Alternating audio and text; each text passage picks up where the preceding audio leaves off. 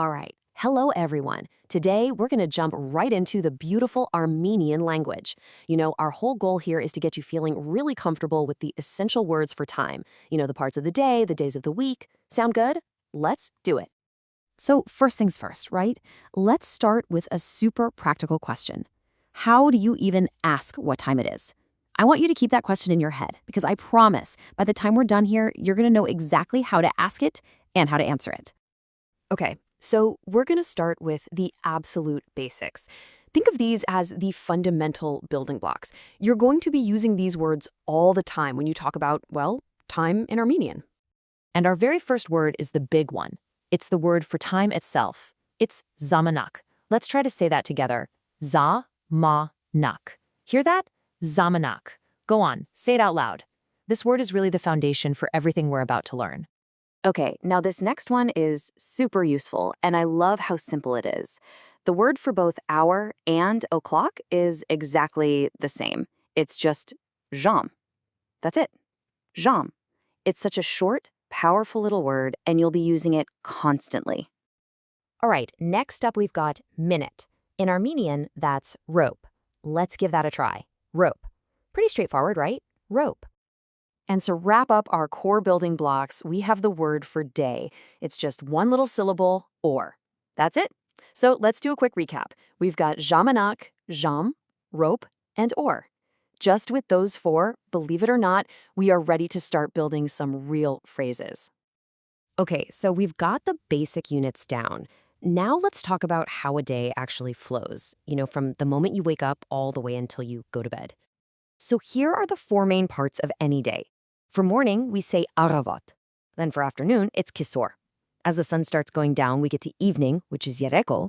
And finally, when it's dark out, we have night or gisher. As we go through these, try to actually picture your own day, your morning coffee, your afternoon work, I love this slide because it shows so well how languages link ideas together. So on the left, you've got today, which is Isor, and on the right, tomorrow is Vage. Seeing them right next to each other like this really helps your brain just click and lock them in as a pair. But wait, we're missing something, right? To complete that essential trio, we've got to go into the past. The word for yesterday is yerek. Let's try it. Yerek. And just like that, you have the complete set. Yerek, Isor, Vaga. Yesterday, today, tomorrow. Perfect.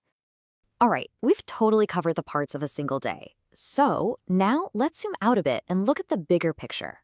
The week. This is how we really organize our lives, our plans, and our schedules. Let's go through these together. Now look closely. Do you notice a pattern from Monday to Thursday? We've got Yerik Shapti, Yerik Shapti, Chorik Shapti, Hing Shapti. See that? They all end with Shapti. How cool is that? Then we have Friday, which is Orbat. And here's a really fun fact for you. Saturday is Shabbat, which is also the word for week. And we wrap it all up with Sunday, which is Kiraki. Okay, wow, we've learned a ton of words already. But the big question is, how do we actually use them? So let's look at a super simple, real-world chat to see these words in action. This is where it all comes together. Okay, here's the first question in our little conversation.